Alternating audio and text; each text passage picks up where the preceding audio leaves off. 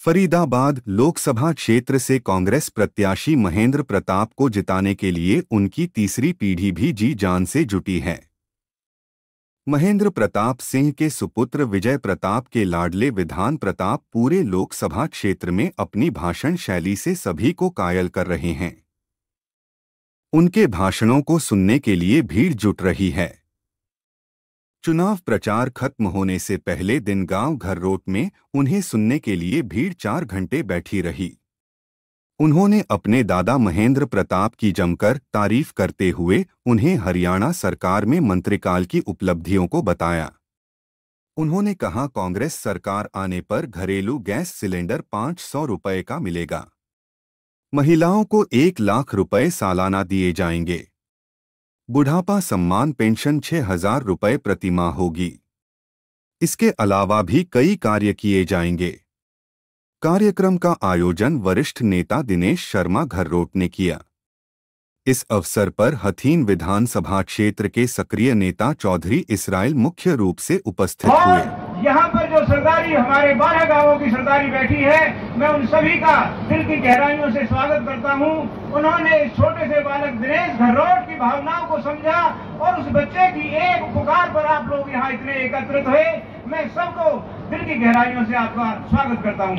महेंद्र प्रताप जी जो हमारे प्रत्याशी हैं, आप सभी लोगों के दिमाग में है और मैंने भी कई गांवों का दौरा किया, इधर हथीन से लेकर के बल्लभगढ़ और पेगाम तक और इधर हसनपुर तक।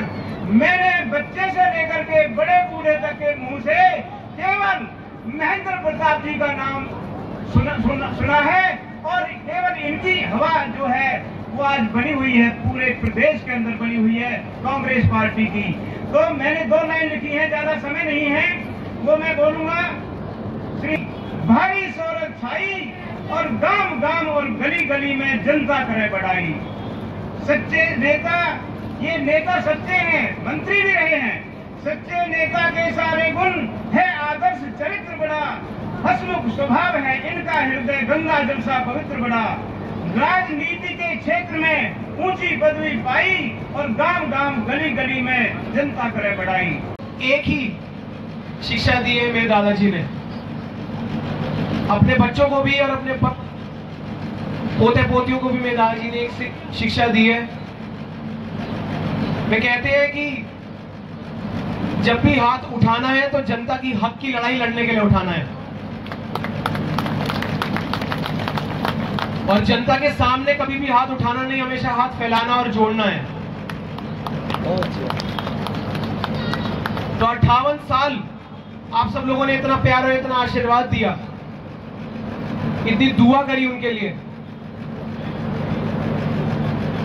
तो अब कई जगहों से मुझे ये भी सुनने में आता है कि शायद ही दादाजी का आखिरी चुनाव है। तो यदि ये आखिरी चुनाव है तो ये आपके हाथ में है कि आप उनके राजनीतिक जीवन का समापन कैसे करना चाहते हैं, क्योंकि वे आपके सेवक हैं, आप उनके मालिक हैं। तो मैं आप सब लोगों के ऊपर छोड़ता हूं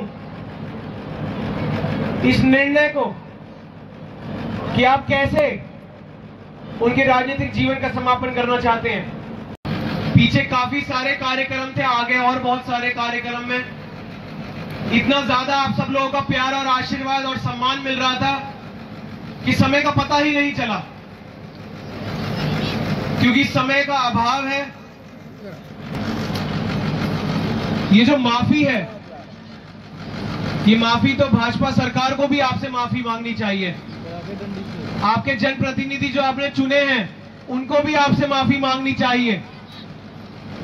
आपने 10 साल 2 योजना डबल इंजन की सरकार बनवाई इनकी, केंद्र में भी राज्य में भी, परंतु इन्होंने आपके साथ विश्वासघात और धोखा किया,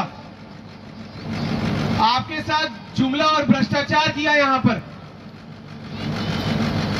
जब कांग्रेस की सरकार थी 2004 से लेकर 14 तक, तो पलवल को एक अलग जिला घोषित किया गया, यह सोचकर के पलवल भी फरीदाबाद की तरह ऊंचाई और बुलंदियां हासिल करेगा। जुमला पार्टी की सरकार यहां पर आई तो 10 साल इन्होंने यहां पर अपनी गैर मौज, अपने आप सब लोगों के यहां पर अभाव किया। किन चीजों का अभाव किया? एक बहुत लंबी सूची है मेरे पास। मैं पहले आप सब लोगों को बताना चाहता हूं कि 2004 से लेकर 14 तक कांग्रेस की सरकार ने कितने काम किए। पलवल को अलग जिला घोषित किया, IMT बनाया फरीदाबाद में, दिल्ली से आगरा तक, दिल्ली से मथुरा तक 6 लेन का हाईवे बनाया।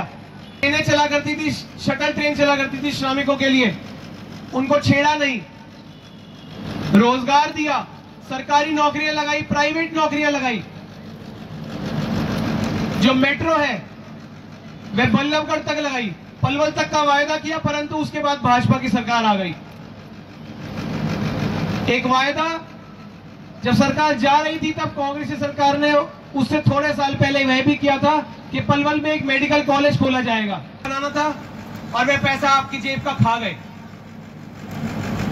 पलवल को यह सोचकर अलग जिला घोषित किया गया था कि जैसे फरीदाबाद में भी नगर निगम इतनी अच्छी तरीके से अपना शासन करता है, इतना अच्छा कार्य करता है, वैसे ही पलवल में भी एक अच्छी कार्यशैली होगी। मैं आप सब लोगों को यह बताना चाहता हूं कि हम सब लोग इतना परिश्रम करते हैं, इतना श्रम करते हैं, इतनी मेहनत करते हैं, किस लिए? ताकि आने वाली जो पीढ़ी है वह अच्छा एक सुनहरा भविष्य पा सके, अच्छी स्वास्थ्य पा सके, अच्छा सेहत पा सके और अच्छी शिक्षा पा सके। वही काम करेगी जो इन्होंने फरीदाबाद में किया। फरीदाबाद में बहुत सारे गांव की पंचायत की लागत का पैसा इन्होंने अपने कब्जा लिया, जमीनें कब्जा ली, और जब इनसे पूछा गया, जब कांग्रेसियों ने इनसे पूछा कि वह पैसा, वह लागत कहां लगाई है, तब इन्होंने मुकदमे दर्ज करे, लोगों को जेल में डाला और एक दफ्तर में सारी की सारी फाइलें, सारे के सारे कागज रखकर आग लगा दी उस दफ्तर को। क्या आप चाहते हैं कि ये पलवल में हो? मुझे आवाज आ रही है ना ना ना, हाथ हिला रहे हैं लोग ना ना ना। तो ये चुनाव आपको करना है आने वाली 25 तारीख को। केवल एक कागज हमारे हाथ लगा 200 करोड़ रुपए का, बाकी की कोई सुनवाई नहीं है, सारे जला दिए गए।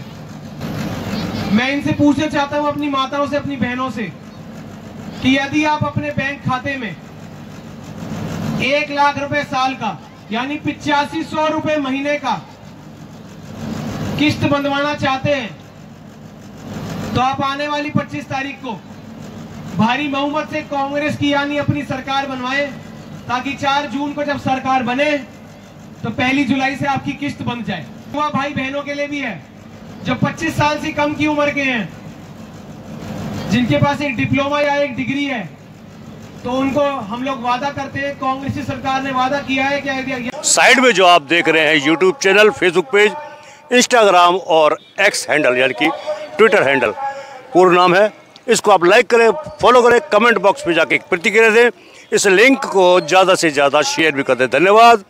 जय हिंद, जय भारत।